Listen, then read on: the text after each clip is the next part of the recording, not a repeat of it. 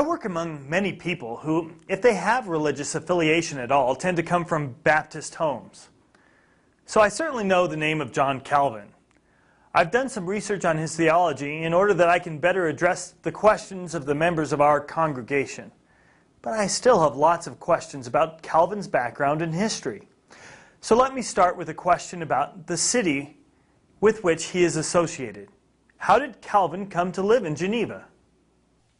Calvin came to be associated with Geneva by, as he would say, a divine providence. It certainly wasn't anything that he had planned.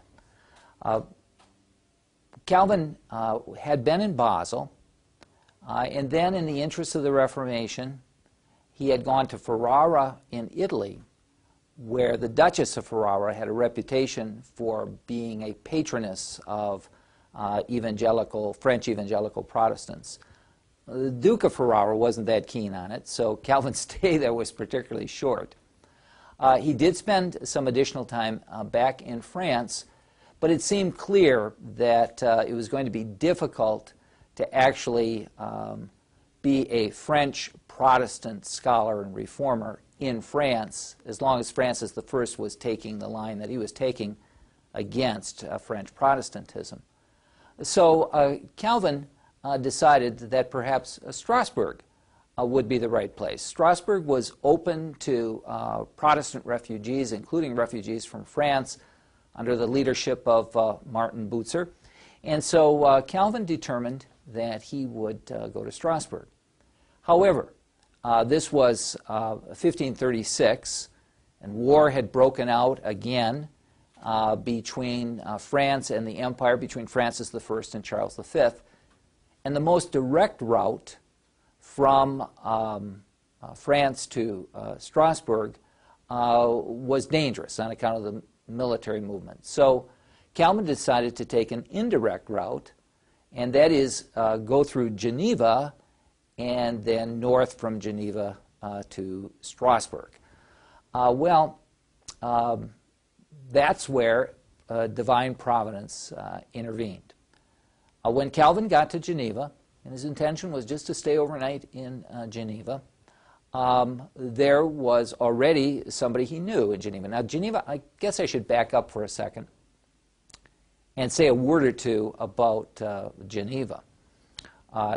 Today, Geneva is a part of Switzerland, but that wasn't true in the 16th century. Geneva was a city of about 10,000 that was on its way to becoming an independent city-state.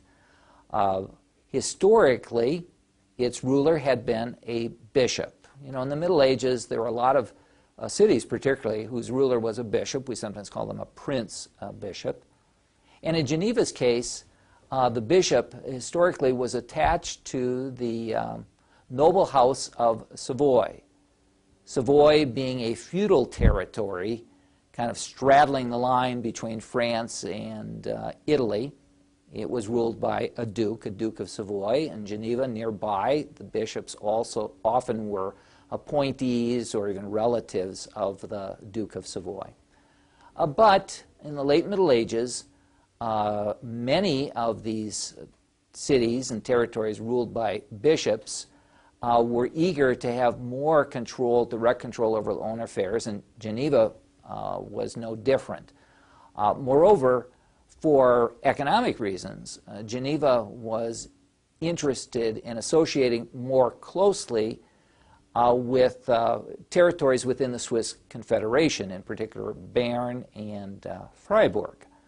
So with the help of Bern and Freiburg, through the course of the 1520s, Geneva had loosened her ties from the bishop and was, in effect, breaking away to become an independent city-state.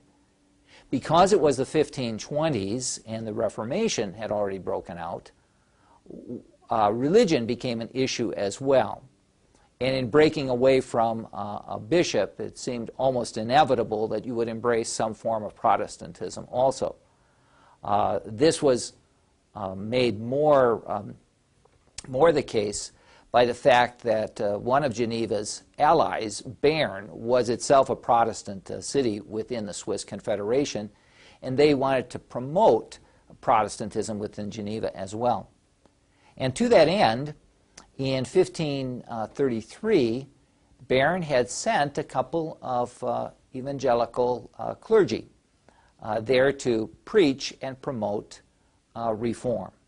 And one of those who had come was a fellow by the name of Farel, William Farel, and he had been at least partly responsible for the fact that in 1535, Geneva had formally broken not only from her bishop, but also from medieval Catholicism, and had started the city along the path of establishing Protestant evangelicalism as the official religion of Geneva.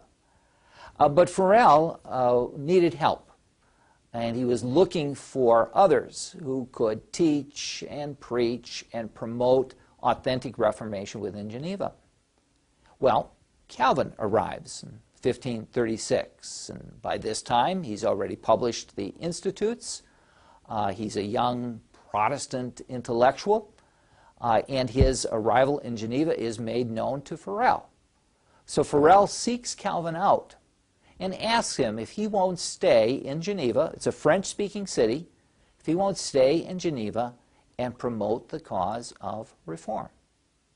Well, initially, Calvin's not interested in this at all. After all, he wants to do his own work. He wants to go to Strasbourg. He wants to work on the institutes. He has other projects that he thinks he can promote reform through his pen, through his writing.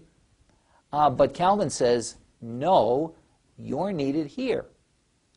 Calvin continues to resist. And so finally, Farel really lets him have it and says, look, when the church, when God needs you to do some work in a particular place and you're suited to do it, then that's what you do. Not what you want to do, but what you need to do, what you're supposed to do. And if Farel actually curses Calvin's plans for going to Strasbourg and living this life of kind of a Protestant intellectual. Well, Calvin was kind of stunned by Farel's reaction. And so he felt as if the voice of God were speaking through William Farel. And in point of fact, he stays in Geneva to assist Farel in the cause of reform. Not because Farel had spoken, but because Calvin believed that God had spoken through Farel to call him to this work of reformation in Geneva. Now this was in 1536, and Calvin would be there for a couple of years till 1538. Then he would be, well, as we'll see in just a minute, kicked out of Geneva, but he would return in 1541, and that's when the great work of reform in Geneva takes place. But let me tell you about this first day, at least very briefly. As it turned out, the city of Geneva was glad to be done with their bishop, done with the power of Rome, but there were many people in the city of Geneva who were not all that eager to embrace real evangelical Protestantism, especially when it came to living according to the standards of the Bible. The writings of Paul, the words of Jesus in the Sermon on the Mount, and so forth. That seemed like asking too much. If you want to kind of get an idea of what Geneva was like at the end of the Middle Ages, you can kind of compare it to the way Wild West towns are depicted on the movies and the TV. I mean, it's kind of a wide open place where people were not kind of staid watchmakers, but really lived a lot more freely, so to speak. A lot of drinking, a lot of carousing, fornication, adultery. And it's kind of a wild place. And this, of course, was part of what the Protestant reformers thought needed to be changed or corrected. And so there was a great deal of consideration about how you implement this. And one of the things that Farel and Calvin believed was that the church, especially the clergy, ought to be in charge of church discipline, and that would mean ought to be in charge of who should go to communion. And this would become a big bone of contention between the reformers and the town authorities of Geneva. Furthermore, in this early period, Geneva was very much dependent upon Bern for kind of political independence from the old Duke of Savoy. And Bern wanted the church in Geneva really to develop the way the church in Bern had developed. In fact, they wanted Geneva really to be under the authority of Bern. Well, in a particular instance, they sent word to Geneva that they were concerned that the communion practices in Geneva were not like the communion practices in Bern, and they wanted conformity. So we have a couple of issues here. The issue of what it means to live like a Protestant, and also what it means to worship, and who should decide. Should it be church authorities? Should it be government authorities? Should it be Bern? Who should decide? Well, Calvin and Farel refused to yield to the city government when the city government wanted them to yield on the communion question. And in fact, the city government wanted Calvin and Farel to commune, all those who presented themselves, and to quit preaching in such a way as to alienate some of the good citizens of Geneva. But in point of fact, Farel and Calvin wanted to do the exact opposite, that is, to preach and to teach, and then to determine for themselves who was going to communion and not. This came to a head on Easter Sunday in 1538, where over the objections of the city government, Calvin and Farel both preached while at the same time refusing to commune. As a result of this defiance, the city government officials told Calvin and Farel to get out of town, which they promptly did.